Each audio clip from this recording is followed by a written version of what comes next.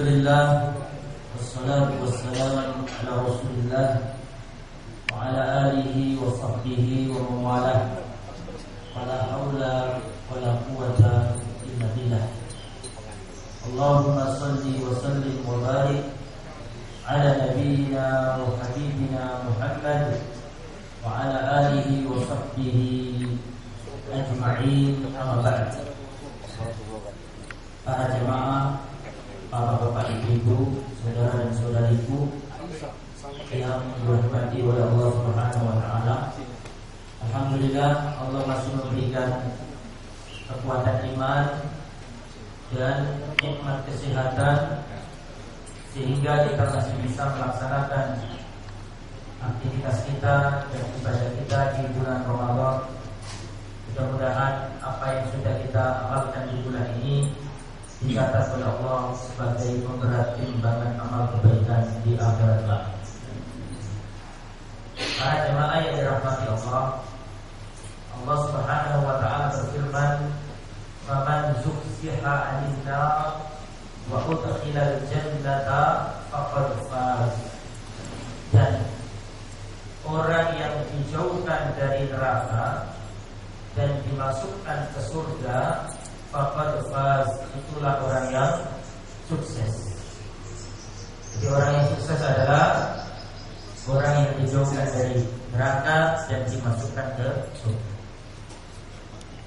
Sebelum saya mulai kajian ini, saya ingin bertanya dan belum dijawab, ya, supaya saya tahu panjenengan ini sedang ngantuk apa tidak. Saya mau tanya, kira-kira kita yang ada di sini ingin masuk surga apa tidak? Alhamdulillah, berarti tidak ngantuk.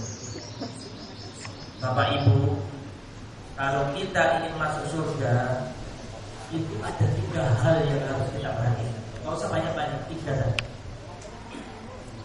Kalau kita ingin masuk surga, kita harus memperhatikan 3 hal. Yang pertama, jalan ke surga. Yang kedua, pintunya surga. Yang ketiga, kuncinya surga. Barang siapa memiliki 3 hal ini, dia masuk surga. Pertama, jalan ke surga. Jangan mencari pintu surga dulu, cari jalannya dulu. Karena belum tentu orang ini jalan surga ketemu kalau tak tahu jalan. Kalau saya dari sini ke THR, yang saya pastikan itu jalannya dulu benar nggak. Jangan kita tanya orang pintunya THR itu warnanya apa ya. Jalannya dulu benar nggak. Kalau jalannya sudah benar, baru kita cari pintunya. Orang punya pintunya surga belum tentu masuk surga, karena pintu itu ada kuncinya. Jadi orang kalau ingin masuk surga harus tahu jalan ke surga, pintunya surga, dan kuncinya. Nah, sekarang saya mau tanya, tolong dijawab. Apa sih Bapak Ibu jalan ke surga? Jalan di surga itu apa? Tolong dijawab. Ya Pak. Amal ibadah sesuai bukan. Bukan jalan. Nah tadi, apa tadi benar? Takwa, belum juga. Jadi saya mau tanya dulu, sampai pengen masuk surga? Nah jalannya apa?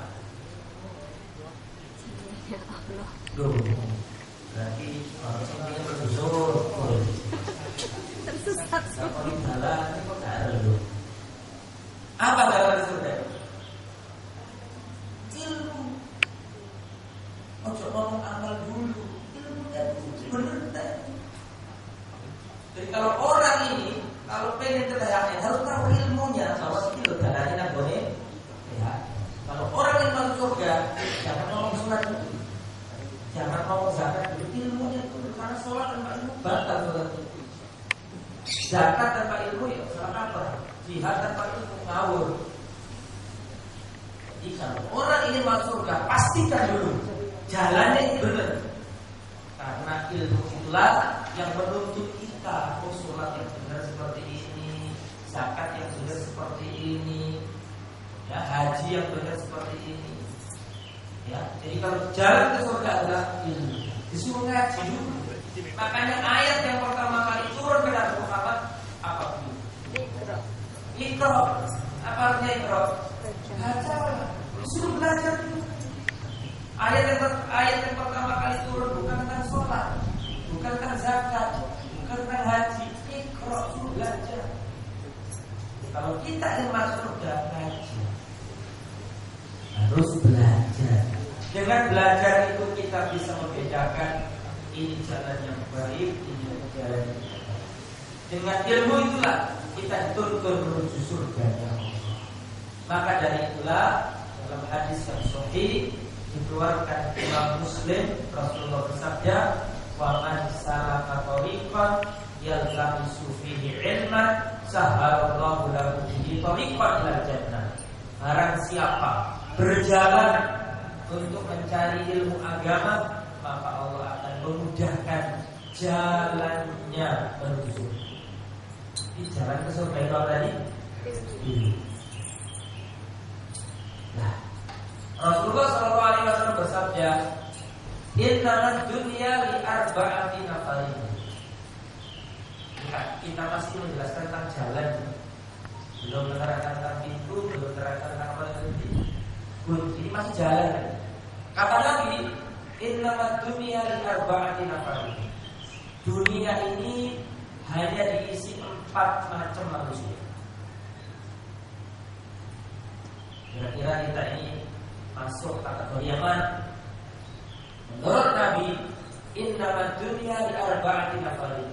Dunia ini hanya diisi 4 macam manusia. Yang pertama, abdin razaqahullahu ilman wa malan. Seorang hamba yang diberi oleh Allah ilmu yang banyak dan harta yang melimpah.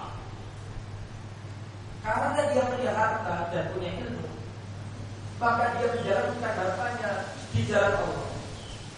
Apa kata Nabi? Bahwa afdhalul manazil, ini adalah setinggi-tinggi kedudukan manusia. Diberi ilmu agama maksudnya. Itu yang pertama. Yang nomor 2, abdin razaqahullahu ilman walam yarzuqhu malan. Seorang hamba yang diberi oleh Allah harta yang melimpah. Seorang hamba yang diberi oleh Allah ilmu yang banyak, tapi tak diberi ilmu, tak diberi harta. Diberi pemahaman agama yang banyak, tapi tak punya harta. Karena dia punya ilmu dan tak punya harta, dia berdoa, "Ya Allah, sekiranya aku punya harta, ya Allah, aku akan menginfakkan hartamu seperti golongan yang pertama." Apa kata Nabi?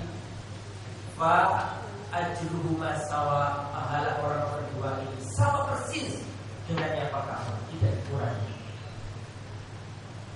Adapun golongan yang nomor 4, saya salah kan?